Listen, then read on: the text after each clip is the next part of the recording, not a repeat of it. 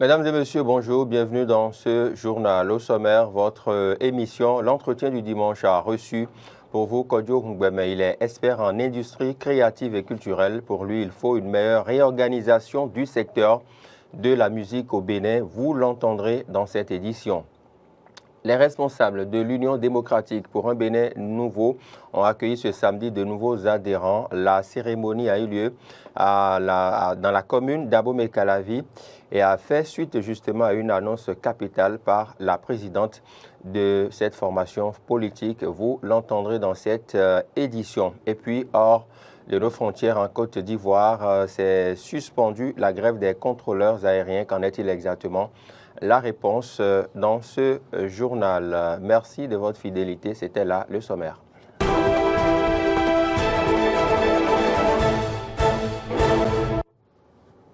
À toutes et à tous, bienvenue si vous nous rejoignez. Déclaration de soutien et d'adhésion à l'Union démocratique pour un Bénin nouveau, UDBN, ce week-end dans la commune d'Abomey-Calavi. C'était à l'occasion de grands rassemblements des militants au cours desquels la présidente de l'UDBN, Claudine Prudencio, a annoncé officiellement la participation du parti aux prochaines élections législatives. Le compte rendu à suivre est signé Carnot François Ngbele-Hintor. Vague d'adhésion au parti Union démocratique pour un Bénin nouveau ce samedi à Kokotomen et à Godomain dans la commune d'Abomey-Calavi. À chaque descente, la délégation de la présidente de l'UDBN, Claudine Afiavi-Prudencio, est accueillie dans une liesse totale.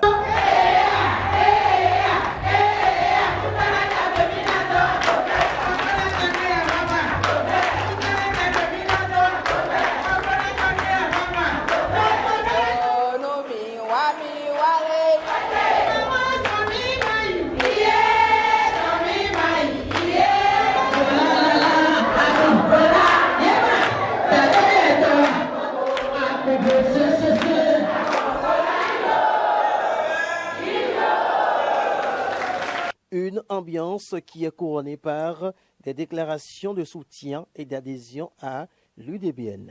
Nous, militants et militantes de l'UDBN de Kokotomen, réitérons notre ferme engagement.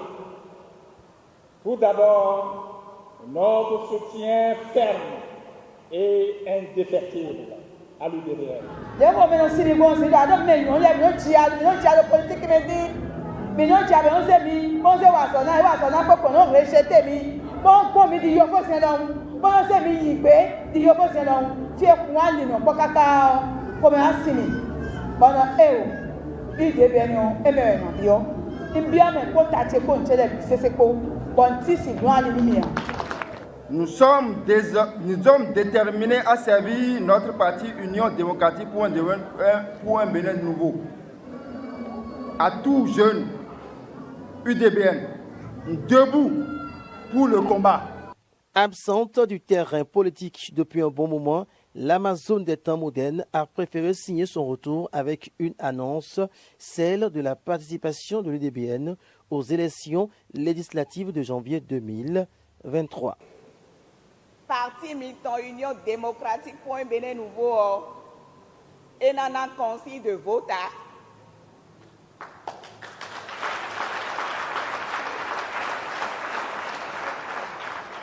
Union démocratique pour un Bénin nouveau et n'a respecté charte des partis politiques et le code électoral et aller aux élections.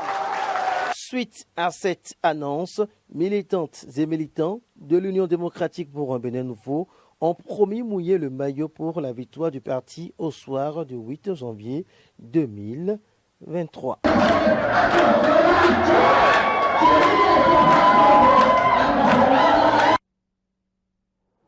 Voilà qui est clair, l'Union démocratique pour un Bénin nouveau ira bien sûr aux élections législatives 2023, annonce faite par sa présidente, Mme Claudine Afiavi-Prudencio. Parlons maintenant de votre émission L'entretien du dimanche qui a reçu Kodio Ngbeme. Il était donc l'invité.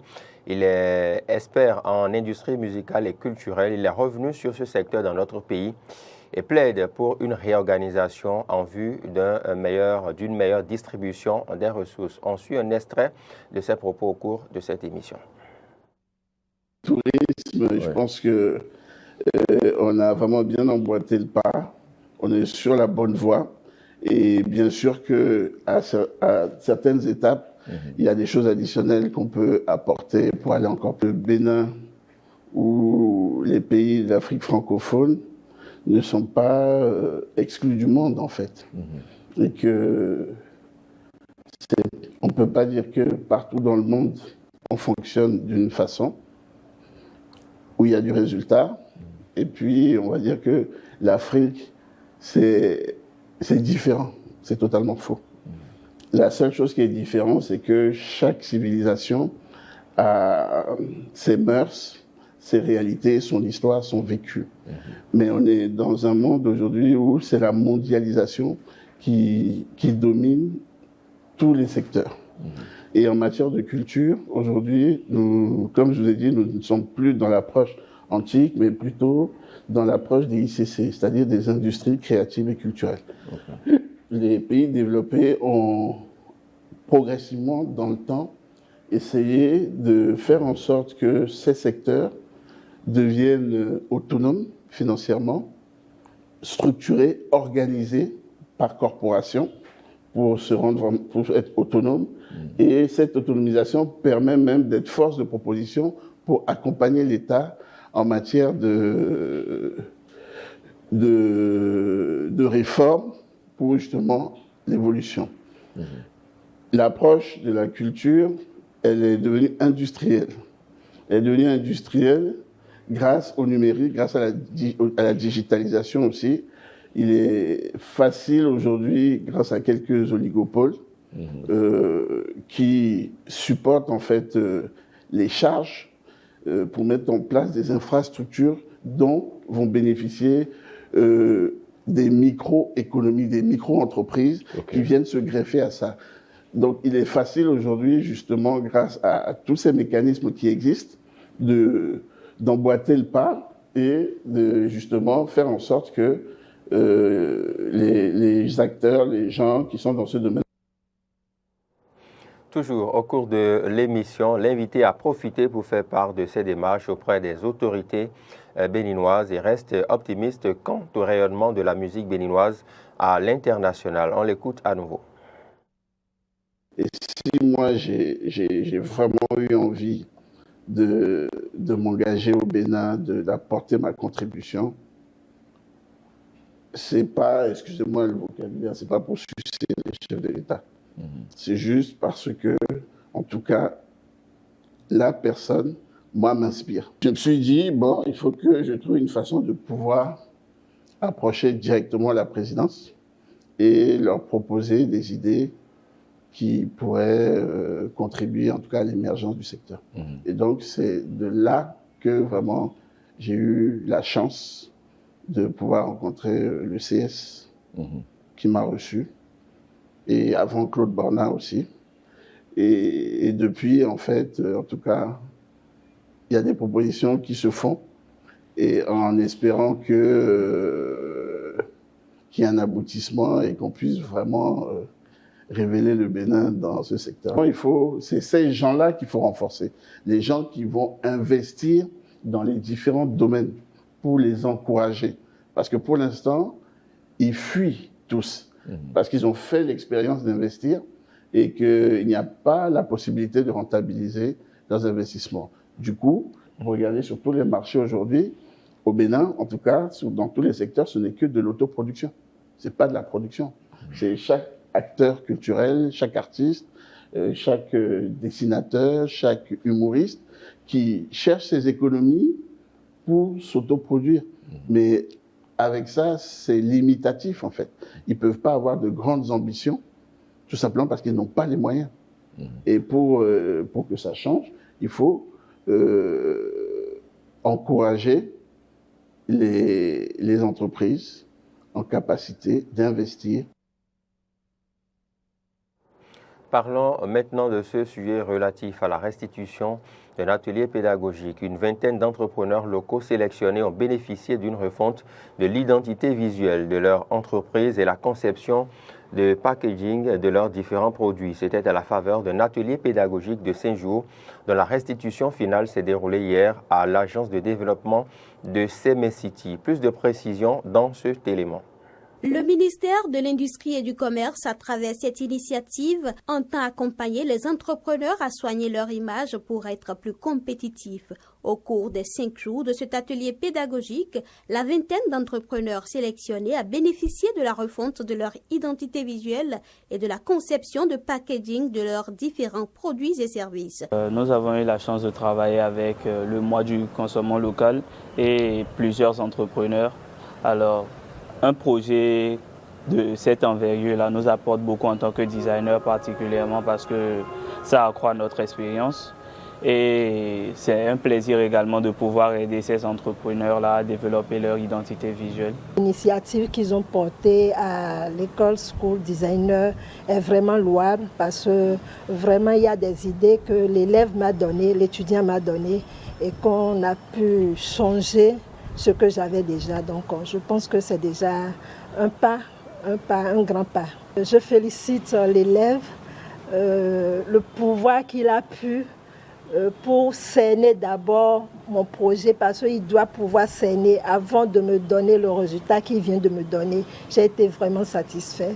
Je dis un sincère merci à toute l'école, à ses professeurs et puis également au ministère de l'Industrie et du Commerce. Merci. Selon le directeur adjoint de cabinet du ministre de l'Industrie et du Commerce, le projet vient résoudre le problème de la présentation des produits locaux afin de leur donner les mêmes chances que les produits importés sur le marché. L'idée est partie du fait qu'on se rend compte qu'aujourd'hui, nos produits sont de meilleure qualité que par le passé, mais qu'aujourd'hui, ils souffrent quand même d'un problème de compétitivité par rapport à leur présentation.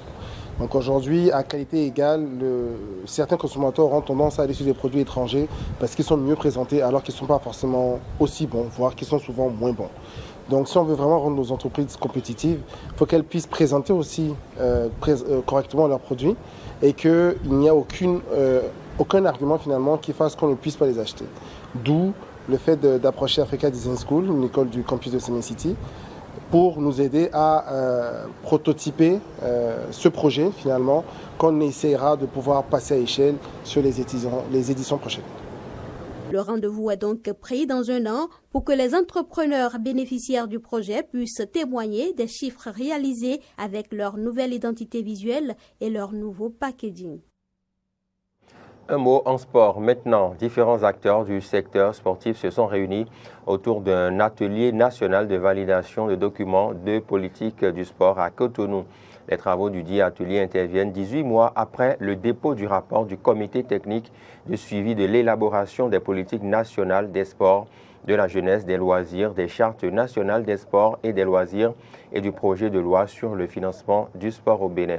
On retrouve une fois encore Clémence Tonoucoin pour le compte-rendu. Responsables des fédérations sportives et autres acteurs du monde sportif se sont retrouvés ce jeudi au Palais des Congrès de Cotonou pour prendre part à cet atelier. Les documents de politique du sport, objets de validation, ont été élaborés après diagnostic et analyse des enjeux du cadre thématique et institutionnel du secteur. Face au diagnostic établi, un défi s'impose. Le défi est que nous devons renforcer les capacités du secteur de l'éducation en base humaine et matériel, développer l'enseignement technique et la formation professionnelle, développer des aptitudes et comportements qui favorisent la participation des jeunes au processus de prise de décision, le renforcement du partenariat public-privé et de la multisectorialité en faveur de la jeunesse.